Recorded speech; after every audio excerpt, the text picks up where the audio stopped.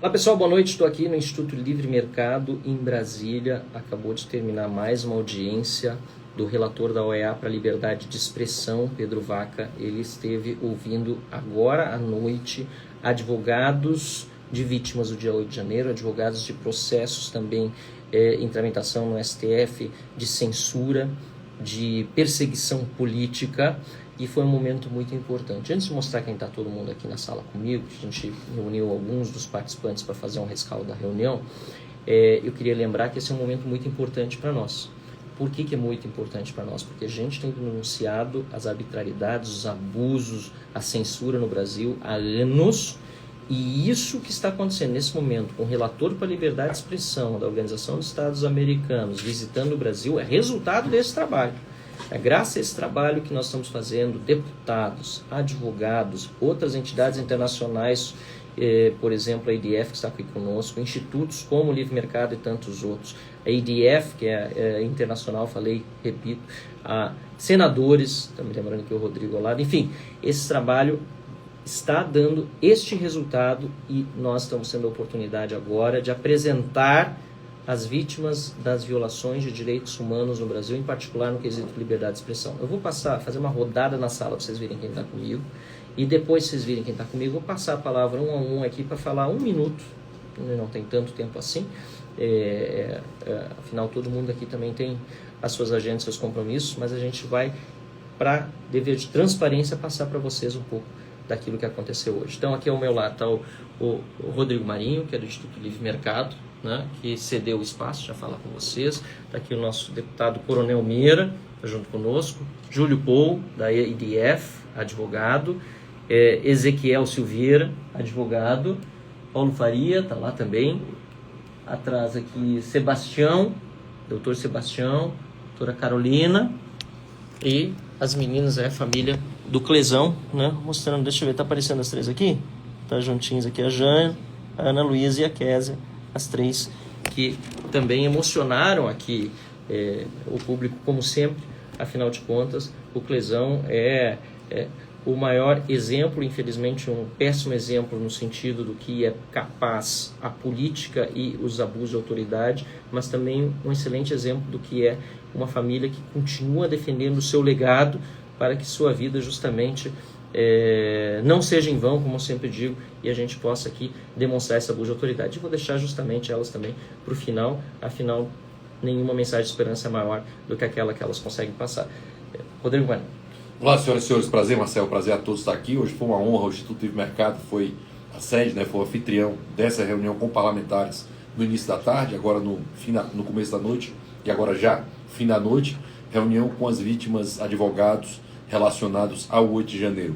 Nosso papel hoje foi receber a Comissão Interamericana de Direitos Humanos da Organização dos Estados Americanos no que tange a liberdade de expressão e ter uma oportunidade de, mais uma vez, quer dizer, primeira vez, falar diretamente, decorrente de todo o trabalho já feito há alguns anos. A comissão está ouvindo as pessoas claramente. Hoje teve momentos muito emocionantes que aconteceram, a família do Clesão, a filha do Eustáquio, e toda a situação que foi posta hoje, inclusive pelos parlamentares, alguns que se emocionaram durante a fala, pelo que tinha acontecido.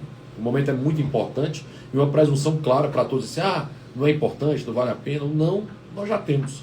Então nós temos que seguir brigando, sim, sempre e em todas as oportunidades pela liberdade, em especial pela liberdade de expressão, porque sem ela nós não vamos ter nenhuma outra liberdade. Muito bom. Obrigado, Rodrigo. Obrigado ao Instituto Livre Mercado por proporcionar isso, esse espaço, né? E também a moderação que foi feita com brilhantismo por ti aqui. Vou te pedir para um pouquinho para o lado, porque aí eu vou virar a câmera traseira, vai ficar mais fácil para a gente acompanhar os comentários ao mesmo tempo que converso com quem está aqui. Então, deixa eu ir um pouco mais para o lado aqui e vamos conversar agora com o Coronel Meira, nosso colega deputado federal. Coronel Meira. Realmente um momento muito importante, né, para a liberdade verdadeira que estamos trabalhando para ter. Essa liberdade a gente entende que ela só vai acontecer a Câmara, o Congresso votando anistia total e restrita. Tem que se passar limpo, tem que acabar com isso que está acontecendo. São várias vítimas em todos os sentidos, inclusive chegando até a morte, ceifar uma vida como a de Clesão e de outros. Na verdade, a gente sabe que foram seis que morreram exatamente fruto do 8 de janeiro. São pessoas que estão passando momentos difíceis e uma das coisas, Marcel e todos que nos assistindo, que nos deixa muito triste é que não tem limite o Alexandre de Moraes, né? Além de atingir os idosos, são vários idosos que ainda estão presos, estão com tornozeleira. A Dilma lá no meu Camaragibe está lá com tornozeleira. Jovens, uma criança com 16 anos de idade, está aqui ao meu lado aqui. Mariana Eustáquio, tá certo? Mariana Eustáquio está aqui, filha de Oswaldo Eustáquio, né? Teve a Polícia Federal na sua casa. Seu pai já estava fora. Ela e sua mãe, 2 mulheres, numa residência. A Polícia Federal invadiu para pegar celular, para levar os passaportes. Alexandre de Moraes, para que isso? Que sentido é esse? As contas, elas não têm direito a ter conta. O que é que a Mariana, né, Eustáquio e Sandra Eustáquio, né? Por que elas vão ser responsabilizadas por uma coisa que foi o Oswaldo, que se é que cometeu, que na verdade ele não cometeu crime nenhum. Então a gente quer aqui exatamente colocar e pedir a união de todos nós. Temos que ir para cima, tá certo? Agora com inteligência, para poder a gente mudar definitivamente esse quadro. Obrigado, Coronel Meira, fazendo excelente trabalho na defesa. A Mariana, inclusive, falou hoje, né, para o representante da OEA, um momento muito importante e emocionante, inclusive. Ela fala muito dura, importante para esse momento. Júlio, Paul, vou falar em espanhol um pouquinho aqui, mas ele vai falar português, ótimo. Nosso advogado da ADF, que está nos acompanhando. Parabéns, obrigado pelo trabalho da ADF, que nos representa também na corte, na OEA, participa das reuniões conosco e veio especialmente para o Brasil para nos acompanhar ao longo desses dias. Obrigado, Marcel. Meu nome é Júlio Paul, advogado da ADF International. Me excusa por meu português. Agradeço a visita do relator sobre liberdade de expressão da Comissão Interamericana de Direitos Humanos, Pedro Vaca, para investigar a situação da liberdade de expressão no Brasil. Tive a oportunidade de expressar ao relator que os casos de censura no Brasil começaram em 2019, com a emissão da Portaria 69. Esses casos não começaram com os infelizes eventos de 8 de janeiro de 2023. Isso é um pretexto, uma cortina de fumaça do STF para continuar a censura que existe há anos em Brasil. Esta censura afetou a milhares de brasileiros, jornalistas, políticos, cidadãos comuns, a mídia, etc. Esperamos que o relator Pedro Vaca, em seu informe, comunique essa informação. Obrigado. Muito obrigado, Júlio Paul, representando a ADF, Alliance Defending Freedom. Ezequiel, advogado, representando a Associação dos Familiares e Vítimas do 8 de janeiro. Ezequiel Silveira. Obrigado, deputado Marcel. Hoje é um dia em que nós encerramos com o sentimento de dever cumprido. Hoje nós tivemos ali uma entrevista coletiva lá na Câmara dos Deputados, onde foi apresentada a Vanessa com seus 6 filhos, né, mostrando as dificuldades que uma das vítimas está sofrendo. E aqui, nesta reunião agora à noite com o senhor Pedro Vaca, nós pudemos demonstrar as histórias, contar o que está acontecendo a respeito das violações. E hoje nós demos mais um passo no meio dessa luta. Nós já fomos várias vezes na OEA, já fizemos centenas de denúncias e hoje nós tivemos uma outra etapa que foi trazer pessoalmente esta relatoria para estar aqui no Brasil e ouvir esses relatos dos familiares, dos advogados, e a gente fica feliz de poder estar ombreado com essa equipe, né? Agradecendo sempre por todo o apoio dos familiares, dos colegas advogados, dos parlamentares, como o próprio deputado Marcel, o deputado Meira, que aqui está, e tantos outros que têm nos ajudado nessa causa. E assim como a situação do Brasil não chegou da forma como está de uma hora para outra, também não deve se resolver de uma hora para outra, mas é isso que a gente tem construído ao longo do tempo. Se Deus quiser, logo logo a gente vai trazer a liberdade de volta para a nossa nação. Então, muito obrigado a todos. Obrigado, doutor Ezequiel. Doutor Paulo Faria, que é advogado, representa o ex-deputado Daniel Silveira, foi meu colega e contra cuja prisão votei, obviamente, votei contra a prisão dele na hora de confirmar a decisão do STF. Infelizmente, o parlamento errou, e feio naquele momento, Hoje não vejo nenhuma condição do parlamento errar daquela forma de novo, mas infelizmente ele está sofrendo as consequências desse erro grotesco e principalmente dos abusos de autoridade e da tortura praticada pelo STF.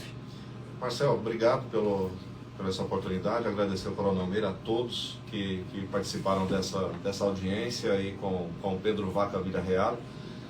Foi importante isso, Marcelo, porque no momento que eu apresentei o caso Daniel Silveira, eu disse que ele foi a porta de abertura do inferno astral que todos estão vivendo, principalmente a questão relacionada à imunidade parlamentar, ou seja, o artigo 53, onde o parlamentar tem a imunidade, a inviolabilidade por quaisquer opiniões, palavras e votos, foi simplesmente revogado de forma inconstitucional pelos ministros do Supremo Tribunal Federal, e aí ocasionou com a prisão do Daniel Silveira, porque ele se expressou. Por mais duras, e eu não concordo com boa parte das palavras que foram ditas, acho que a maioria não concorda, por mais duras que fossem, eles teriam o direito à sua liberdade de expressão, principalmente como parlamentar. Então, esse momento foi extremamente importante e muito revelador para o futuro, né? Esperamos que a partir de maio e depois da entrega desse relatório, as coisas realmente mudem no Brasil. Então, muito obrigado mais uma vez, Renato. Obrigado, doutor Paulo Faria. Muito obrigado pelo trabalho que vem prestando também à democracia e ao nosso ex-colega deputado federal, Daniel Silveira, e deixo sempre, né, a minha solidariedade a ele pelo sofrimento por que vem passando. Doutor Sebastião, o senhor que tem uma experiência vasta, inclusive como ex-desembargador, e agora diante do relator da Comissão Interamericana de Direitos Humanos para a Liberdade de Expressão, representante da Organização dos Estados Americanos. Como o senhor sentiu essa reunião hoje? Marcel, primeiro quero agradecer a você e a tantos outros deputados, o deputado Coronel Meira, Gustavo Gaia, senador Girão, tantos parlamentares que levaram essas denúncias para o campo internacional, porque antes nós só tratávamos aqui com pouca repercussão, só em redes sociais, porque a grande mídia realmente não publica.